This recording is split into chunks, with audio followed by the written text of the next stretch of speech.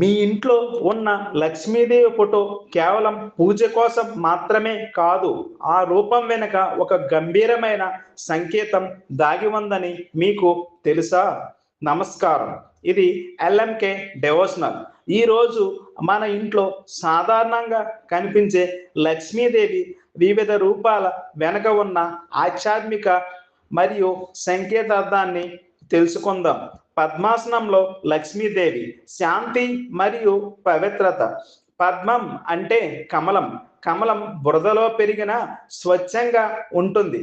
అందుకే పద్మంపై కూర్చున్న లక్ష్మీదేవి మనకు ఒక సందేశం ఇస్తుంది. జీవితంలో ఎలాంటి సమస్యలు ఉన్నా మనసు పవిత్రంగా ఉంచితే శాంతి మరియు ఐశ్వర్యం వస్తాయి. ఆ రూపం ఇంట్లో ఉంచితే కుటుంబంలో ప్రశాంతత, సానుకూలత పెరుగుతుందని నమ్మకం. 2, గజలక్ష్మి రూపం గౌరవం మరియు విజయ సంకేతం. వేణుగులు నీళ్లు పోస్తూ ఉన్న గజలక్ష్మి రూపం చాలా శుభప్రదంగా భావిస్తారు. ఏనుగు రాజసత్వానికి, శక్తికి, గౌరవానికి ప్రతీక. ఈ రూపం మన జీవితంలో ఉన్నత స్థానం, పేరు, ప్రతిష్ట మరియు విజయాన్ని సూచిస్తుంది.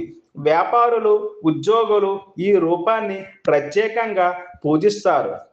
ధనలక్ష్మి రూపం సంపద ప్రవాహం. చేతుల నుండి బంగారు నాణాలు ప్రవహిస్తూ ఉన్న లక్ష్మీదేవి రూపం ధనలక్ష్మి. ఇది కేవలం డబ్బు మాత్రమే కాదు, అవకాశాలు, అభివృద్ధి మరియు ఆర్థిక స్థిరత్వానికి సంకేతం. ఇంటి ఉత్తర లేదా తూర్పు దిశలో ఈ రూపం ఉంచితే శుభప్రదమని వాస్తు శాస్త్రం చెబుతుంది. 4, అష్టలక్ష్మి రూపం సంపూర్ణ ఐశ్వర్యం. అష్టలక్ష్మి అంటే 8 రకాల ఐశ్వర్యాల ప్రతీక.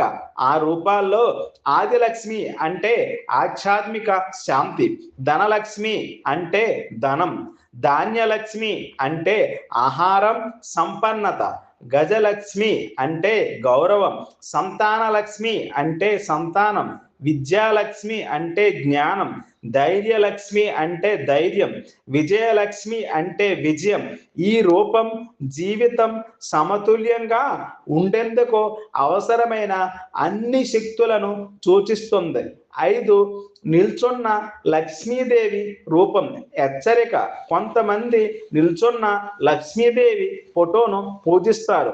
ఆధ్యాత్మికంగా చూస్తే నిలుచున్న రూపం స్థిరత్వం కంటే తాత్కాలిక సంపదకు సంకేతంగా భావిస్తారు.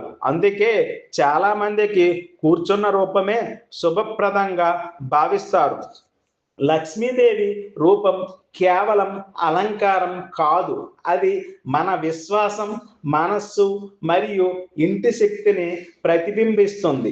శుభ్రమైన మనస్సు, కష్టపడి పనిచేయడం మరియు దైవ విశ్వాసం ఉన్న చోటే నిజమైన లక్ష్మి నివసిస్తుంది. మీ ఇంట్లో లక్ష్మి ఏ రూపంలో ఉంది? కామెంట్లో చెప్పండి.